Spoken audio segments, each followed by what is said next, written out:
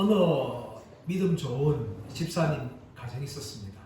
이 가정에 이제 아내 집사님이 어느 날 소화가 잘 되지 않는다, 며칠 동안 소화가 잘 되지 않는다, 그런 느낌을 받았어요. 그래서 이분이 이제 병원에 갔습니다. 병원에 가서 의사의 진단을 받았는데 의사가 병의 정상을 말하지 않고 남편과 함께 빨리 오라면서 그렇게 그 여집사님에게 말했습니다. 그래서 이 여집사님은 병의 정상도 듣지 못했는데 남편에게 긴급하게 연락을 해가지고 병원을 다시 찾아와서 의사를 만났습니다. 그래서 의사분이 그 아내를 향하여서 진단을 하였는데 당신은 아주 심각한 위암입니다. 그렇게 이야기합니다. 그 말을 들었던 이 아내 입사뿐만 아니라 남편도 청천벽력 같은 그런 소식을 들었어요. 그래서 잠을 잘 수가 없는 거죠. 그래서 아내와 함께 새벽 기도도 하고 온 가족의 걱정도 염려하면서 또 철야 기도도 하고 그렇게 기도하면서 함께 고쳐달라고 기도합니다. 그런데 어느 날 기도하던 중에 그래도 혹시 그 다른 병원 가서 한번 검사를 받아볼까? 그런 마음이 들었어요. 그래가지고 옆에 있는 병원에 가서 의사의 또 진료를 받았는데 그분이 뭔가 하면은 위암이 아니라 단순한 소화불량입니다. 그렇게 이야기하는 거예요. 그러니까 얼마나 이게 심령감사였습니까? 그런데 왜 의사분이 한 분은 소화불량, 한 분은 위암이라고 측정했을까요? 아마도 앞에 분 같은 경우는 다른 환자 거를 봤다든지 아니면 그 판독을 잘못했다는 거죠. 그 결과로 위암이라고 그렇게 판정을 한 것입니다. 여러분 이처럼 의사들도 이 병에 대해서 진단을, 이 판단을 잘못할 수가 있습니다. 의사만 그렇습니까? 그렇지 않습니다. 재판도 마찬가지입니다. 어느 범인을 향하여서 형사가 수사를 하고 결국은 이 재판장에 가서 이 심판을 받는데 이 범인들도 범인 아닌 사람을 범인으로 몰아서 형을 살게 한 경우들이 종종 있습니다. 그렇게 영화된 게 뭡니까? 아주 오래 있었던 쇼생크 탈출이라는 그런 영화입니다. 이 쇼생크 탈출에 나오는 주인공이 누군가 하면 평범한 은행 간부란 앤디라는 사람이었습니다. 이 사람이 어느 집에 왔는데 이 자신의 아내도 죽고 있고 이 자신 안에 바람난 그 남자도 죽은 거예요. 그런데 이 범인을 누가 오해받는가 하면 이 앤디라는 사람이 오해를 받게 되어집니다. 형사의 모든 증거들도 또 결국은 재판정에서도 판사가 이 앤디를 범인으로 몰고 그에게 실형을 선고해서 감옥에 들어가게 되어집니다. 그래서 그 감옥에서 오랫동안 하다가 탈출하는 영화가 이 쇼생크 탈출이라는 그런 영화입니다. 그뿐만 아니라 실제로 이런 이야기들은요 영화에서뿐만 아니라 얼마든지 일어나고 있습니다. 우리나라 조선시대 역사를 보게 되어지면 범인이 아닌 사람을 범인으로 몰았다가 실형을 사겠는데 나중에 이 범인이 아니고 다른 진범이 잡혀서 이 사람을 무죄 방면하는 그런 기록이 실제로 조선 역사에 있었습니다. 우리나라 가까운 역사에도 군사 독재 시대 때 간첩이 아닌 사람을 간첩으로 몰아서 이 간첩으로 실형 살게 하고 10년 넘게 간첩으로 오해받는 그런 일도 사실은 있어 왔습니다. 그뿐만 아니라 여러분 우리나라 경기에도 그렇지 않습니까? 스포츠 경기에도 프로축구에도 월드컵에서도 이 심판들이 잘못 판정합니다. 이 VAR 판정을 함에도 불구하고 잘못 판단하는 오심 경우가 종종 일어나고 있습니다. 이런 잘못된 판단은 의사뿐만 아니라 판사뿐만 아니라 이 운동계의 심판뿐만 아니라 인간이 하는 모든 일에서는 정확한 판단대로는 하게 되었지만 인간이기 때문에 잘못된 판단을 그렇게 하는 경우가 지금도 발생하고 있습니다.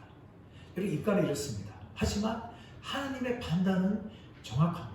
하나님의 판단은 인간과 달리 너무나 정확하게 우리 인간에 대해서 하나님이 판정하는데 이 로마서에서 그런 하나님의 판단이 나옵니다.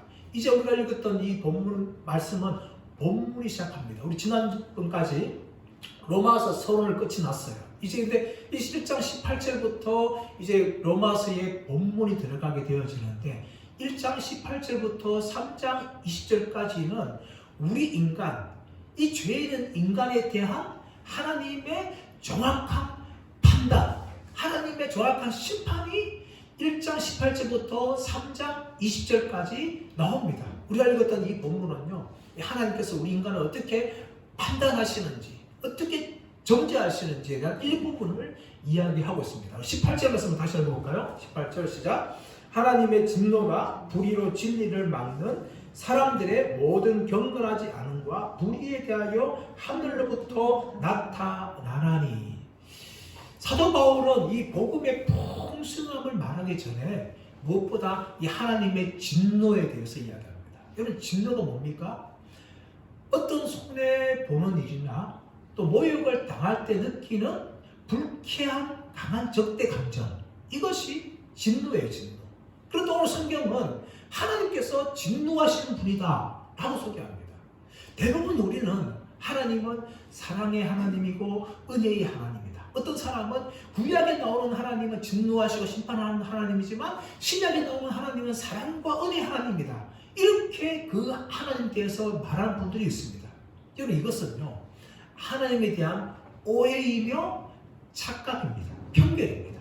하나님은 사랑의 하나님이자 동시에 심판과 진노하시는 하나님이십니다. 그런데 우리는요, 하나님은 무조건 사랑의 하나님이어야 되고 은혜의 하나님이라고만 생각합니다. 그렇지 않습니다. 하나님이 사랑과 은혜의 하나님과 동시에 진노하시고 공의로운 하나님이라는 것인데, 이것은 동전의 양면이에요. 하나님의 이 두 가지 속에 하나님 안에는 모두 다 공존을 합니다. 그런데 왜 하나님께서 이렇게 진노하시는 이런 모습을 보여줍니까? 이 진노는 어떤 것일까요? 여러분, 이 진노라 말할 때 이 진노는요, 우리 인간도 때로는 진노하지 않습니까? 죄에 대해서 진노합니다. 그런데 인간의 진노는 이기적이고 편협하고 한쪽으로 치우친 또 불안한 것이 우리의 진노입니다. 그런데 하나님의 진노는 그렇지 않습니다. 하나님은 이기적이지도 않고 편협하지도 않고 공정하시고 의로우신 진노인데, 이 진노라는 단어가 헬라어로 오르게라는 단어가 사용되어집니다. 이 오르게라는 단어는요, 우리 인간이 그냥 이렇게 요동치는 그런 진노가 아니라 강하고 차분한 진노지만 죄에 대해서 보이는 하나님의 거룩한 반응이 이 오르게, 진노라는 단어로 사용되어졌습니다. 근데 여러분, 하나님께서, 사도 바울이 하나님의 사랑의 하나님을 소개하기 전에 왜 이렇게 하나님은 진노하시는 하나님이다, 복음의 풍성함을 말하기 전에 왜 사도 바울은 이 하나님의 진노를 먼저 이야기하고 있습니까? 그 이유는 무엇인가 하면, 환자들이 자신의 병에 대해서 인식할 때에 그 환자는 그제서야 의사의 처방을 받고 약을 먹습니다. 아무리 의사가 당신 병 걸렸습니다 이렇게 진단을 해도요, 환자가 그것을 받아들이지 않으면 의사의 처방과 또 약을 먹지 않습니다. 그래서 환자는 자기 자신의 병에 대해서 인정해야 돼요. 알아야 됩니다. 그럴 때에 이 의사의 처방이 약효가 있는 거죠. 마찬가지로 우리 인간들이 이 복음의 풍성함, 복음의 약속, 복음에 나타나는 구원의 은혜, 이것을 받아들이기 위해서는 우리 인간이 얼마나 심각한 존재인지, 왜 복음을 믿어야 되는 존재인지를 우리가 알 때에만 복음을 믿게 될 수 있기 때문에, 사도 바울은 우리 인간은 하나님의 진노의 대상이라는 것을 사도 바울이 먼저 이렇게 설명하는 거예요. 그래서 사도 바울이 하나님의 진노를 이야기하는데, 이 하나님의 진노가 오늘 18절 말씀 보시면 하늘로부터 나타난다라고 이야기합니다. 이 하늘은 무엇인가 하면 땅과 하늘 되는 지형적인 대조적인 위치를 말하는 것이 아니라, 이 하늘은 하나님의 보좌를 말하는 거예요. 하나님이 계신 곳을 말합니다. 하나님의 진노가 어디서 시작되는가 하면 하나님의 보좌로부터 하나님의 진노가 우리 가운데 임한다는 겁니다. 이런 하나님의 진노는요, 하나님의 심판은 두 가지로 나타납니다. 하나는 도덕적인 질서를 어길 때 나타나는 심판이고, 또 하나는 하나님께서 직접적으로 심판하는 것이죠. 이 도덕적인 질서를 어기는 것은, 예를 들어서 우리 인간이 높은 데에 올라갑니다. 올라가는데 낙하산이나 우리 보호 장비를 아무 준비하지 않고 그냥 나는 하늘 날 수 있다 하면 점프를 하게 되어지면 어떻게 됩니까? 바로 그 땅으로 떨어져서 즉사하게 됩니다.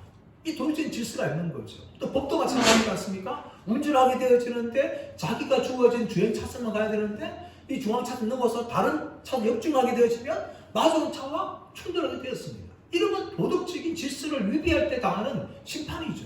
그러나 또 하나님의 심판은 무엇인가 하면 직접적인 심판이 있어요. 하나님께서 직접적으로 인간들을 심판하십니다. 그런 내용이요, 성경에 얼마든지 나오고 있습니다. 구약에 보시면은 소돔과 고모라 심판, 바벨론 심판 뿐만 아니라 이스라엘 멸망, 홍수 심판, 이런 이야기들이 구약에 굉장히 많이 나옵니다. 신약도 마찬가지죠. 아나니아, 삽비라 심판, 헤롯 대왕 심판 뿐만 아니라 요한계시록에 불과 유황마귀를 던지고 큰 바벨론 심판한 이 모든 심판의 내용들이 뭡니까? 하나님께서 직접적으로 심판한 내용이시죠. 이 성경이 얼마든지 가득하고 있습니다. 성경은 바로 이런 하나님의 이 진노의 심판을 우리에게 다 이렇게 보여주고 있습니다. 이런 하나님의 심판이 하늘로부터 뭡니까? 우리에게 나타난다라고 사도 바울은 이야기합니다. 여기서 나타난다는 것은요, 헬라어는 아포칼루토라는 단어입니다. 이것은 알리다, 드러내다, 쉽게 말하면 계시한다, 이런 의미를 이렇게 가지고 있어요. 하나님의 진노가 하늘부터 우리에게 드러나고 알게 되어지는 것이죠. 그런데 이 단어가 시제가 무엇인가 하면 현재 시제로 되어 있어요. 하나님의 심판은 단지 과거에 한 번만 나타나고 끝나는 것이 아니라 지금도 계속해서 하나님은 심판하고 계시는 분이라는 거죠. 구약에도 끊임없이 심판하시지만 지금도 하나님은 심판하시는데, 그 하나님의 진노의 심판이 가장 강력하게 절정적으로 나타나는 것이 어딘가 하면 바로 예수 그리스도의 십자가 죽음입니다.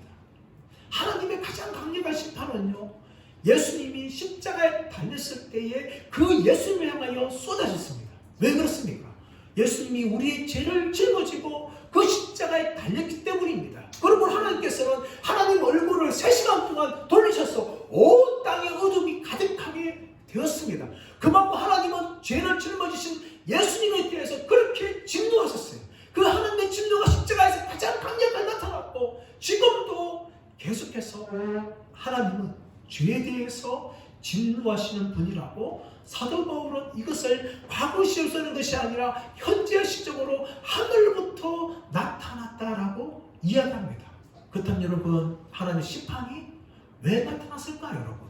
누구에 나타났습니까? 18절 말씀 보시면 불의에 대하여 18절 말씀 보시면 하나님의 진노가 불의로 진리를 막는 사람들의 모든 경건치 않음과 불의에 대하여 하늘로부터 나타났다고 이야기하고 있는데, 불의로 진리를 막는 사람들이라는 거죠. 불의로 진리를 막는 사람은 뭔가 하면 고의적으로 진리에 대해서 배적하는 사람들을 말합니다. 그런 사람들에게 하나님께서 이 진노가 나타나는데, 이 사람들의 죄가 뭡니까? 모든 경건하지 않음과 불의라는 거예요. 모든 경건하지 않음과 불의. 학자에 따라서 이 모든 경건하지 않음과 불의를 같은 것으로 해석하는 분도 계시지만, 대부분 학자는 모든 경건하지 않음에서 나타난 것이 뭔가? 바로 불의라는 결과다. 그래서 모든 경건하지 않음과 불의를 구별하는 겁니다. 그렇다면 경건하지 않음, 무슨 의미일까요? 경건하지 않은 건 영어로 godlessness랍니다. 영어 god라는 단어와 없대라는 less, L-E-S-S, 그리고 명사형 전미사 N-E-S-S 합쳐서 godlessness. 다시 말하면 이것은 하나님이 없음을 의미합니다. 경건하지 않는다는 무슨 말인가? 하나님이 없다는 거예요. 다시 말하면 하나님을 인정하지 않는 것이 경건하지 않은 겁니다. 그런데 이 경건하지 않을 때에 인간은 모든 불의를 행하게 된다는 겁니다. 2015년인가요? 우리나라의 간통죄가 법으로 사라졌습니다. 어떻게 되었습니까? 이 간통죄가 폐지되니까 온 나라가 더 음란함이 가득했어요. 이제 바람나도 뜨뜻하게 바람납니다. 큰 소리 칩니다. 바람난 사람들이 더 큰 소리 쳐요. 왜냐하면 간통죄가 없으니까. 그러면 더 큰 소리 치는 거죠. 간통죄가 있으면 그 간통죄 때문에 간통하는 것을 두려워하고 죄를 지으려고 하는 것을 수피해가는데, 이제 간통죄가 없으니까 떳떳하게 드러내고 죄를 짓는 거예요. 마찬가지로 인간은요, 심판하신 하나님이 없다 하면요, 얼마든지 죄를 지으며 살아가는 존재가 바로 인간이라는 겁니다. 그래서 인간이 경건하지 않으면, 하나님을 인정하지 않으면, 하나님 없다고 이야기한다 하면 얼마든지 죄를 짓는데 부끄러워하지 않고 죄를 짓는 것이 바로 인간이라는 겁니다. 이런 인간들은 뭡니까? 불의로 진리를 막는, 고의적으로 하나님을 대적하는 자들이라는 거예요. 이런 자들에 대해서 하나님이 뭡니까? 하나님의 진노가 하늘로부터 지금도 임하고 있다는 것을 사도 바울이 말하고 있습니다. 그렇다면 여러분, 이런 하나님의 진노를 받는데 왜 핑계하지 못합니까? 그 이유는 무엇인가 하면 하나님께서 알만한 것들을 우리 인간들에게 보여줬다는 거예요. 19절, 20절 말씀 보십시오. 19절, 20절 말씀 보시면, 이는 하나님을 알만한 것이 그들 속에 보임이라. 하나님께서 이를 그들에게 보이셨느니라. 창세로부터 그의 보이지 아니하는 것들, 곧 그의 영원하신 능력과 신성이 그가 만드신 만물에 분명히 보여 알려졌나니 그러므로 그들이 핑계하지 못할지니라. 인간들이 죄에 대해서 심판하신 하나님께서 핑계하지 못하는 이유가 뭔가 하면은 하나님이 이미 하나님을 알만한 것들을 보여줬다는 거예요. 19절 말씀 보시면 이는 하나님을 알만한 것이라고 이야기하는데, 좀 더 정확하게 번역하면 하나님을 알 수 있는 것, 알 수 있는 것을 하나님 뭡니까? 보여주셨다는 거예요. 그렇기 때문에 인간들은 핑계하지 못한다는 겁니다. 어디에 보여줬어요? 20절 말씀 보시면 창세로부터 그의 보이지 아니하는 것들, 곧 그의 영원하신 능력과 신성이 그가 만드신 만물에 분명히 보여 알려졌다라고 이야기합니다. 무슨 말입니까? 하나님이 창조하신 이 창조 세계를 보면요, 하나님을 핑계할 수 없다는 거예요. 하나님을 믿지 않는 것 핑계할 수 없다는 겁니다. 하나님을 두려워하고 죄 짓는 것을 핑계할 수 없다는 거예요. 왜? 하나님이 창조하신 모든 것들에 하나님께서 존재하신다는 것을 하나님이 보여주셨기 때문입니다. 우리는 지구에 살고 있어요. 지금 지구의 둘레가 4만 킬로미터입니다. 이 4만 킬로미터 둘레인데 이 지구가 1시간에 1600킬로미터로 자전을 합니다. 자전을 해요. 그리고 이 지구가 공전하지요. 태양 궤도가 9억 4천만 킬로미터에 해당하는 궤도인데, 이 궤도를 지구가 분당 1600킬로미터로 굉장히 빠른 속도로 공전을 합니다. 이렇게 이 크다란 지구가 4만 킬로미터 넘는 이 지구가 이렇게 자전과 공조를 무려 시간당 1600km, 1분당 1600km 이렇게 엄청난 속도로 자전과 공전을 하게 되어지는데, 혹시 저와 여러분 지구에 살면서 어지럽습니까? 지금 예배 드리는데 안 어지럽죠? 멀쩡하죠? 이렇게 빠른 속도로 이렇게 돈다 하면 이미 우리 다 날아가야 됩니다. 지구에 발붙이 못하고 다 날아가야 되는데 우리는 멀쩡하게 앉아있고 서서 걸을 수 있어요. 얼마나 놀라운 겁니까? 이렇게 빠른 속도로 지구가 도는데 우리는 멀쩡히 잘 살고 있어요. 그뿐만 아니라 여러분, 이 지구 안에는요, 정말 우리가 이름도 다 알지 못하는 식물들, 동물들이 얼마나 많은지 몰라요. 동물들이 또 얼마나 신비한지 몰라요. 여러분, 철새들을 보십시오. 수천 킬로미터를 그냥 날아가서 목적지에 도착을 합니다. 연어들은 자라면 자신이 태어난 그 고향 강물로 다시 온 연어들은 돌아오죠. 물고기 중에 물총고기였는데, 이 물총고기는요, 물을 싸가지고 자신의 목표물을 곤충이나 새들을 정확하게 맞춰서 떨어뜨려가지고 그걸 잡아먹습니다. 스컹크는 자신의 몸을 보호하기 위해서 좀 그렇지만 방구를 끼가지고 그 짐승들을 도망가게 만드는 거죠. 여러분, 곤충은 무려 1만 종이 넘는 곤충들이 있답니다. 그리고 개미만 하더라도 2,400여 종의 변종들이 있다는 거예요. 이렇게 수많은 우리가 알지도 못하는 그런 동물과 식물들이 이렇게 이 지구에 함께 살고 있습니다. 그래서 여러분, 우리는 하나님 만드신 자연을 보게 되어지면 우리는 그 자연의 아름다움에 너무나 우리는 감탄할 수밖에 없습니다. 가끔씩 높은 산에 올라가면, 우리가 그 산에 올라가면 뭡니까? 야호 하지 않습니까? 그러면 그 야호가 메아리쳐 올라옵니다. 왜 야호합니까? 그 산 밑에 보는 아름다운 강의들이 너무나 절경이기 때문에 우리도 모르게 그렇게 이야기하는 거죠. 그리고 하나님 만드신 이 자연에 대해서 놀라는 거죠. 어느 교회 다니는 분이요, 알프스의 일행들과 함께 스위스 알프스산에 올라갔답니다. 올라가니까 그 산이 얼마나 아름답습니까? 저는 한 번도 못 가봤지만 달립 같은 사진 보면 얼마나 절경이에요, 여러분. 근데 그 일행 중에 누가 있었는가 하면 스님 한 분 있었어요. 스님 한 분이 그 알프스에 올라가지고 그 아름다운 전경을 보고 그분이 놀라가지고 이렇게 이야기했다는 거예요. 야, 이 멋진 것을 누가 만들었을까?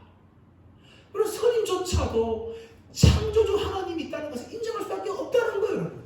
하나님한테 자연을 보게 되어지면요, 이 자연이 그냥 되어진 것이 아니라 누군가 이것을 만든 존재가 있다는 것을 인정할 수밖에 없다는 겁니다. 그뿐만 아니라 우리 인간은 이 자연의 강력함 앞에서 얼마나 무기력한지 모릅니다. 아무리 과학이 발달한다 할지라도 한 번 몰아치는 태풍과 허리케인들 앞에서 얼마나 인간이 무기력합니까? 지진에 의해서, 가뭄에 의해서 얼마나 인간들이 무기력합니까? 그것이 바로 인간의 존재라는 것이죠. 이런 인간이, 연약한 인간이 자연의 힘 앞에서도 무기력한데 하나님 아버지 앞에서 얼마나 무기력한 존재라는 거예요. 그래서 성경은요, 하나님께서 하나님의 능력을 이 모든 만물들에 다 보여주기 때문에 인간들은 핑계할 수 없다라고 성경은 이야기하고 있습니다. 그런데 불구하고 인간은 어떻습니까? 하나님을 거부하고 있습니다. 21절 말씀 보십시오. 21절 시작. 하나님을 알 때 하나님을 영화롭게도 아니하며 감사하지도 아니하고 오히려 그 생각이 허망하여지며 미련한 마음이 어두워졌나니. 이 창조주 하나님의 위대함을 보면서도 인간들이 어떤 반응을 보이고 있습니까? 하나님을 알 때 하나님을 영화롭게도 아니하며 감사하지도 아니하며 오히려 그 생각이 허망해지며 미련한 마음이 어두워졌다라고 이야기합니다. 하나님을 안다는 거예요. 인간의 마음속에요, 이 신에 대한 생각이 누구나 다 있습니다. 그래서 여러분, 인간이 여러분 급한 일 당할 때, 자기도 감당하지 못하는 일 당할 때 어떻게 합니까? 아이고 하나님, 이게 불신자의 배도 말 나온다는 거죠. 그래서 칼빈은요, 인간에게는 무엇이 있는가 하면 종교의 씨앗이 있다는 겁니다. 아무리 하나님 믿지 않는 인간이라 할지라도 그 마음에 신에 대한 생각을 누구나 다 가지고 있다는 겁니다. 그리고 인간 안에는 양심이 있습니다. 이것은 하나님의 성품의 그림자예요. 그래서 아무리 악한 죄를 지으려 할지라도 양심이 먼저 경고하는 거죠. 너 이거 하면 안 돼.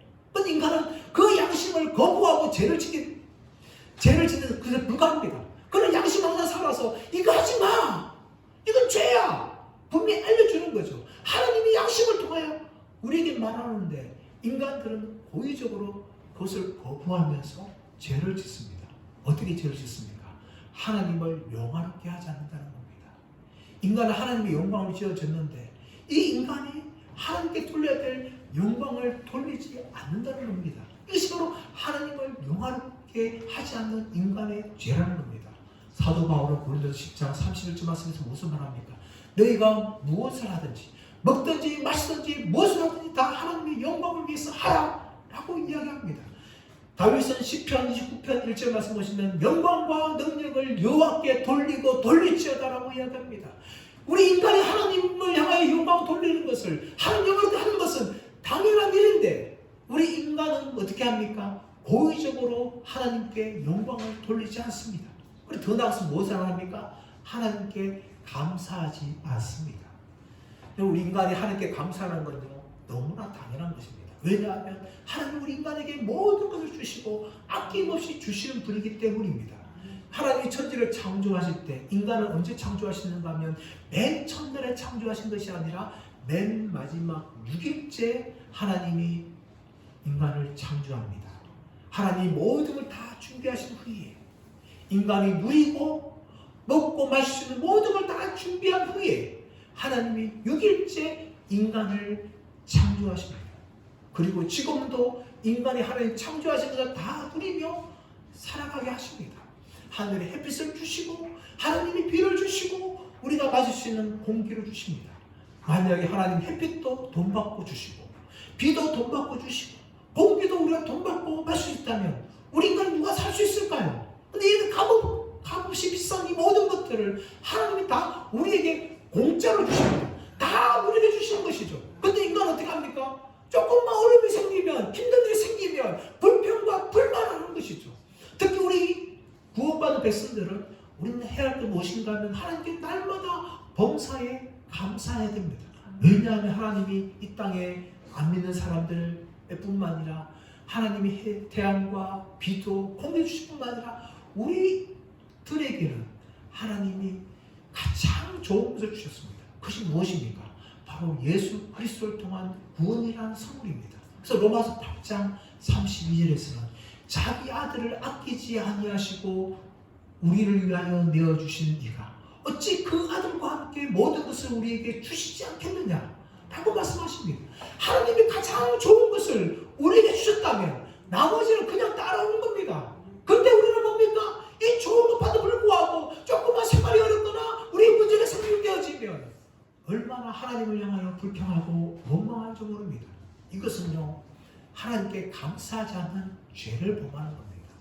이런 죄를 범하는 우리가 살아가고 있어요. 그래서 인간들은 뭡니까? 21절 말씀 보시면 오히려 그 생각이 허망해지고 미련한 마음이 어두워졌다라고 이야기합니다. 그 생각이 허망해졌다. 그것은 헛되어졌다는 거예요. 헛되뿐만 아니라 미련한 마음이 어두워졌다는 겁니다. 인간은 수많은 철학과 사상과 교육을 받고 있지만 계속해서 인간은 마음이 어두워져서 죄를 지으며 살아가고 있습니다.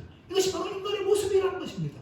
이런 것이 바로 하나님에 대해서 반역하는 인간의 죄에 대해서 사도 바울은 말합니다. 우리 22절 23절 말씀 보시면 스스로 지혜 있다 하나 어리석게 되어 썩어지지 아니하는 하나님의 영광을 썩어질 사람과 새와 짐승과 기어다니는 동물의 모양의 우상으로 바꾸었다라고 이야기합니다.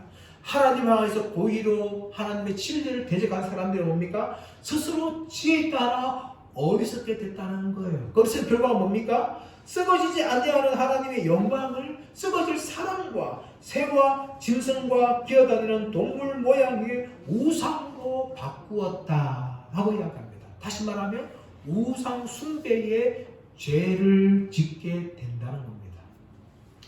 우상 숭배가 무엇일까? 우상 숭배는 무엇인가 하면 쉽게 말해서 자리 바꾸기입니다. 자리 바꾸기. 하나님이 계셔야 될 그 자리를 다른 무엇으로 바꾸는 것이 우상 숭배예요. 인간이 첫째 무엇을 바꿨습니까? 하나님이 계신 그 자리에 사람의 형상으로 바꾸었다는 거예요. 하나님을 숭배하지 않고 사람을 숭배했다는 겁니다. 로마 제국에서는 로마 황제가 신이었습니다. 이집트에서는 바로가 신이었어요. 인간을 신의 자리에 올려놓는 거죠. 지금도 독재자들을 신으로 섬기고 있고 이단 교주들을 신으로 섬기고 있습니다. 이 모든 건 뭡니까? 다 우상 숭배예요. 하나님이 계신 자리를 대신하여서 사람을 하나님으로 섬기는 그런 우상 숭배의 죄를 지었다는 것입니다. 두 번째 뭡니까? 그 하나님이 계신 그 자리에 바로 동물 모양을 갖다 대어서 신으로 섬기는 겁니다. 이런 과거에 우리 조상들은요, 호랑이 같은 것을 신으로 섬겼어요. 산의 신이라 그렇게 신으로 섬겼어요. 그뿐만 아니라 이집트에서는 개구리라든지 또 악어도 신 아닙니까? 이렇게 수많은 또 힌두교 믿는 인도에서는 소가 신입니다. 이렇게 동물을 신으로 섬기고 하나님을 섬겨야 될 인간들이 동물들을 우상으로 섬기고 있는 것이죠. 더 나아가서 뭡니까? 기어다니는 형상들을, 다시 말하면 벌레들을 신으로 섬기는 거예요. 우리나라 전래동화 보시면 진해도 그 신으로 섬겼습니다. 또 이집트에서는 이 파리나 풍뎅이도 신입니다. 이렇게 인간들은요, 하나님이 계실 그 자리에 사람을 신으로 섬기고 동물을 신으로 섬기고 이 곤충 벌레들을 그렇게 신으로 섬겼습니다. 오늘날도 이런 죄들은 반복되고 있어요. 지금도 수많은 사람들이 사람을 신으로 섬기고 있고 동물도 신으로 섬기고 있고 벌레들을 신으로 섬기는 이런 죄악들이 계속되고 있습니다. 그뿐만 아니라 오늘날에는 여러분, 이런 우상 숭배보다 보이지 않는 것들을 더 우상으로 섬기고 있습니다. 어떤 사람은 돈을, 어떤 사람은 명예를, 권력을, 어떤 사람은 지식을, 어떤 사람은 아름다움을, 이렇게 많은 사람들이 하나님이 계셔야 될 그 자리를 다른 무엇으로 대체합니다. 여러분, 그것이 우상숭배예요. 오늘날 저와 여러분 어떻습니까? 정말 하나님을 하나님으로 믿고 있습니까? 아니면 하나님이 하나님 되어야 될 그 자리를 다른 무엇으로, 사람이라든지 동물이라든지 벌레라든지 아니면 돈이라든지 명이라든지 아니면 지식이라든지 아니면 아름다움이라든지 이런 것들을 우리가 그 자리에 세워서 하나님을 대체하는 우상으로 섬기고 있지 않는지 저와 여러분이 돌아보기를 원합니다. 그래서 정말 이 시대에 우리가 하나님만을 섬기고 그 하나님을 하나님답게 인정하면서 하나님께 영광을 돌리면서 하나님께 감사하면서 살아가시는 저와 여러분 되시기를 예수의 이름으로 축원합니다.